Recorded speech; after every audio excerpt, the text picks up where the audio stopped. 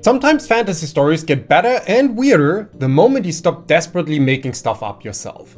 In 17th century England, for example, there were men whose job was to clean human waste out of castle toilets and take it outside city walls. Yeah, gong farmer, that was a real thing. And here's the kicker, roles like this can do more for your fantasy world than a dozen made-up guilds. So I combed through the weird corners of real history and myth to find 7 jobs that aren't just bizarre, they're pure gold for writers, if you know how to use them.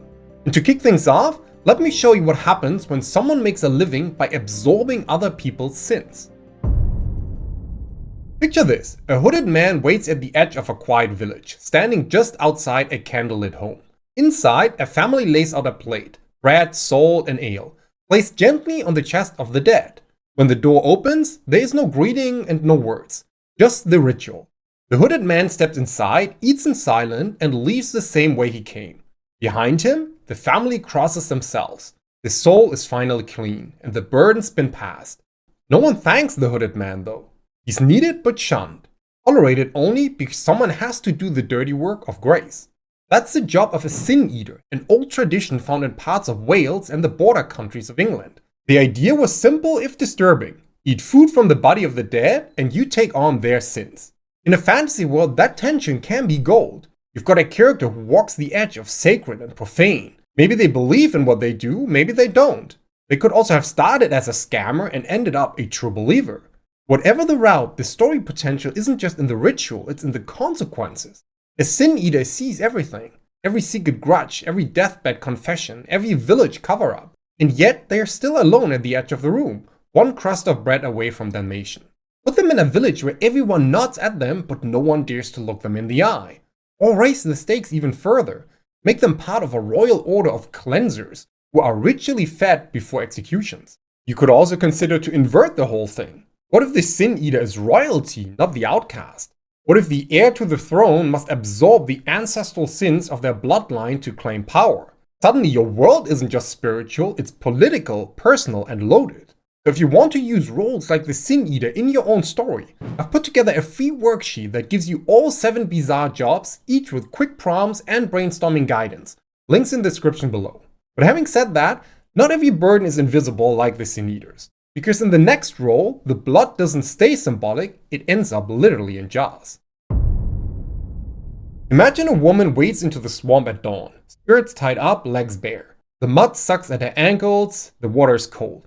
And she's already bleeding, but not from injury, from her job. That's how leech collectors worked in 19th century Europe. Mostly poor women waist deep in muck, letting leeches latch onto their skin so that they could harvest them for doctors and bloodletters. They bled, got sick, and sometimes collapsed from blood loss. All for a few coins. This wasn't glamorous, and it surely wasn't noble. It was gross, exhausting, and yet absolutely essential to the medical economy of the time. Such details can be the very thing that keeps your world from feeling fake. It's easy to think, oh, my city has healers. Great, yes, but who collects the ingredients? Who risks disease or death so that someone else can slap on a poultice and look heroic? That's what makes leech collectors powerful tools for a story. They live where practicality and desperation collide. They are a way to explore class, bodily horror, and moral ambiguity all in one muddy job. In a low magic or dark alchemy setting, this kind of role grounds your magic system in something that leaves both physical and psychological marks. Maybe your leech collector is saving up for medicine they cannot afford. Or maybe they are not collecting leeches, they are harvesting something worse. Parasites that feed off arcane energy, blood-borne spirits, lava that whispers spells when they latch on. You don't need to show the whole job either when using them. Just one scene can be enough to have your world deepen immediately. Like having someone walk in with rag-wrapped legs, hands trembling as they pry something squirming from a jar. You see, characters doing uncomfortable, unpleasant work show the underbelly of your system. And that's often where real tension lives, in who gets their hands dirty, and who profits from it. But as it turns out, fixing the atmosphere of your world like this isn't always about magic. Sometimes it's all about pain. Because next, we step into a palace where getting beaten for someone else's mistakes is the job description. It's one of those roles that sounds too bizarre to be real, and depending on who you ask, it might be or it might not. The story goes like this. In royal courts, a prince couldn't be beaten. His body was sacred beyond punishment. So if he misbehaved, they punished someone else. A child raised alongside him. A friend, a servant, or in some tellings, a boy whose entire purpose was to take the beating for the heir. That's the so-called whipping boy. And while historians still debate how often it actually happened, the idea stuck around for a reason. It reveals something brutally true about power. Just think about the dynamic here for a second. You're a powerless child tethered to someone born into authority. If they act out, you bleed. And if you fight back, you're probably bleeding too and betraying the only relationship you have. It's a setup that runs on injustice, emotional dependence, and quiet rage. In story terms, that's an emotional powder keg. The whipping boy isn't just a footnote from history, they are a walking contradiction. Raised close to power, but never allowed to touch it. Loyal by training, but resentful by nature. A character like that doesn't need an epic quest, they just need one bad day to finally break the rules. Here's how to apply all this in your world without it feeling like a history lesson. Start with what this role really shows. The system decides who pays, and it's not about the one who caused the problem. A whipping boy doesn't just suffer, he suffers so someone else doesn't have to. That's not backstory, that's a worldview. In fantasy, you can use this dynamic anywhere there's power without responsibility. You don't need royalty for that, you just need a setup where mistakes flow downhill. Say you've got a magic guild where highborn students can't be punished, so their assigned attendants take the pain for spell failures. Or a priesthood that believes divine punishment must be redirected and someone lower has to wear it. So if you give your character this role, don't just show the bruises. Show the pressure to smile through them. Show what happens when they stop playing along. Because once they do, the system around them has to show what it really is. But with that said, not every punishment leaves visible bruises. The next role deals in influence, not injury, and yet the price is just as high. Think of a prophecy like a loaded gun. You point it at the future, you pull the trigger, and then everyone in the room spends the next 100 pages wondering if it's going to go off. The oracle at Delphi, a real historical figure by the way, sat above a chasm in the Greek temple of Apollo. He'd inhale strange vapors from the rocks and speak riddles believed to be divine truths. Kings, generals, entire cities based their fate on her cryptic mutterings. Now if you ask me, prophecies are one of the most abused tools in fantasy. Too often they either spoil the ending, or they just sit there sounding cool with no real impact. But if you treat prophecy like the Greeks did at Delphi, it becomes a tool that shapes action, not just outcome. Here's how it works in 3 parts. First, uncertainty makes people listen. The oracle didn't say, "You'll win." She said, "You'll destroy a great empire." That sounds heroic until you realize the empire is your own. Then, belief is what gives it power. A prophecy doesn't need to be true. If people think it's true, they'll start changing their behavior. They go to war sooner or wait too long. Either way, the words become a lever. And lastly, limitation is what raises the stakes. Once a prophecy is out there, it boxes characters in. Everyone acts like they're being watched. They try to escape fate or force it, and usually break something in the process. So instead of writing a prophecy that tells us what's going to happen, write one that puts pressure on your characters. Make them nervous, make them reckless. Then watch the prophecy fulfill itself in a way no one saw coming. But while prophets may shape the future, they rarely have to enforce it. For that, you need someone with a blade and a job no one wants to look at too closely.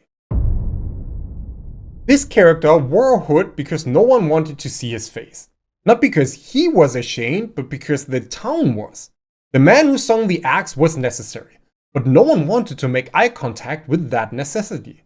Historically, executioners were both essential and untouchable. In medieval Europe and the Ottoman Empire, they were paid by the state, often well, but they lived on the edge of society. Many weren't allowed to live inside city walls. Their children couldn't marry freely. Some couldn't even enter churches. Their role kept the law running, but their presence made people uneasy. Now imagine this. Your character is the royal executioner. The blade they carry is sharp, but their memory could be even sharper, because before a prisoner dies, they talk. There's confession, bargaining, threats, and the executioner? They've just heard everything. The murder that was actually a cover-up, the rebel who wasn't lying, the noble who bribed the king. Every secret whispered to the executioner is a story seed.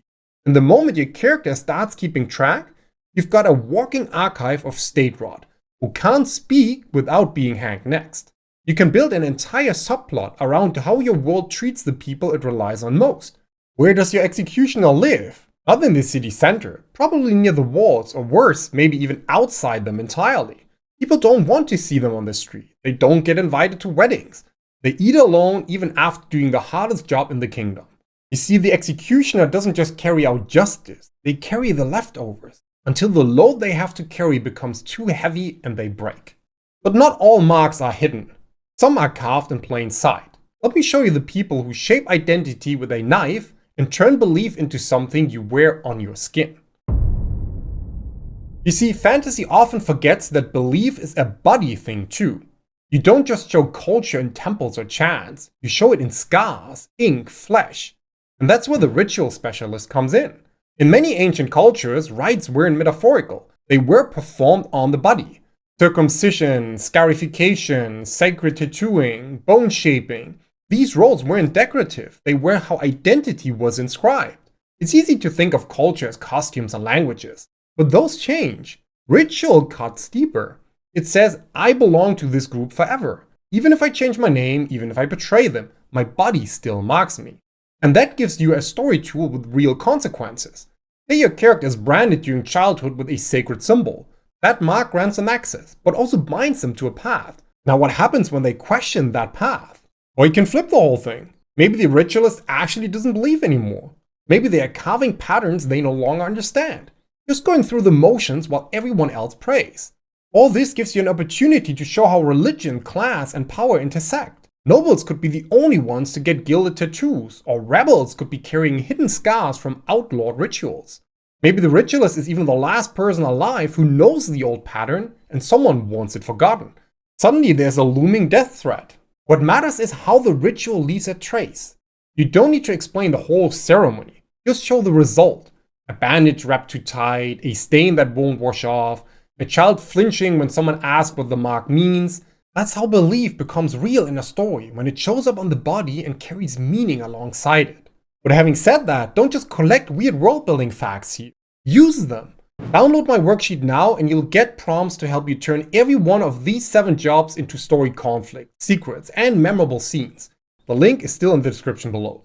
Moving on, sacred marks like those inflicted by ritual specialists are still clean compared to what comes next. Because in our final point, we return to the job that started this entire video. And trust me, it stings for a reason. You can build the most beautiful fantasy city in the world, but if no one's cleaning out the waste pits, your reader's going to feel it, even if they don't know why. In 17th century England, that job belonged to the gong farmer. These were men hired to empty cesspits by hand, human waste night after night. They worked in darkness, slept outside the city, and were paid in coins and silence. Most people didn't look them in the eye, or let them near their homes. But without them, the streets would flood and disease spread. In other words, they were invisible until the day they weren't. That's the angle that makes them gold for writers. Put a character in this role, and suddenly they are everywhere no one else wants to be. Under the palace, near the prison drains, in the locked off corners of the old city. They are crawling through the pipes and tunnels where things get dumped, hidden, or buried. These characters hear what people shout when they think no one's listening. They find what guards are paid to forget. And because they are just the gong farmer, no one stops them. No one suspects them. That's a real power there. They can go places where the mere presence of other people would create problems. You can turn this into a spy role, a fixer, a witness who knows too much, or a quiet rebel who's seen the rot at the core of the kingdom and finally decides to do something about it. Now you don't need to exaggerate the grossness here. A few details can be more than enough, like a stained tunic or the way nobles wrinkle their noses, a pouch of silver handed over without eye contact. This tells the reader usually everything they need to know. So if you want a character with reach, motivation, and pressure built from the inside, skip the swordsman and start with the guy who knows where all the waste go. But if that really is what the lowest jobs can do for your story, imagine what happens when the entire foundation of your novel is rock solid. So watch this video here next, where I'll show you how to outline the foundation of an entire fantasy book in just 15 scenes, without getting stuck, burning out, or falling into generic plots.